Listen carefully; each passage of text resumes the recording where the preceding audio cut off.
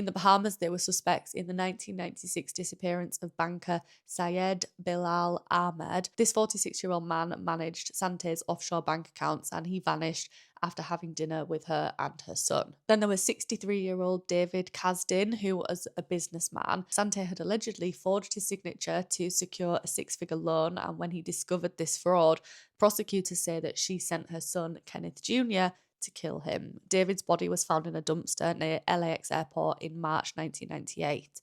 Sante and Kenneth Jr. were also linked to the 1991 disappearance of a lawyer named Elmer Holmgren. Police believe that Elmer helped Sante commit arson for insurance money. When authorities began investigating, he vanished during a trip with Sante and Kenneth. In 2000, Sante and Kenneth Jr. stood trial in New York for Irene Silverman's murder. Both were convicted and sentenced to around 120 years in prison. In 2001, they were extradited to Los Angeles for the trial of David Kasdan's murder.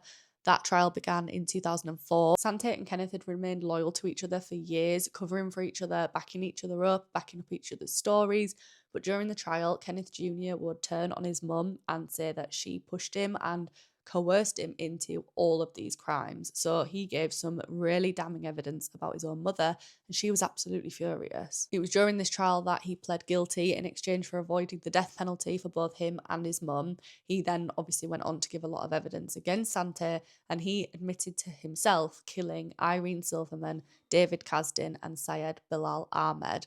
And he went on to say that Sante, years earlier, had killed Elmer Holmgren with a hammer. Sante denied involvement in all of the murders and accused the police of mishandling the case, but she was convicted again and sentenced to life without parole for David Kasdan's murder. After her California conviction, Sante was returned to a New York prison to continue serving her sentence there, and she died of natural causes in 2014 at the age of 79. Kenneth Jr. is still serving life in prison at a facility in San Diego. He later said, "I absolutely regret my past."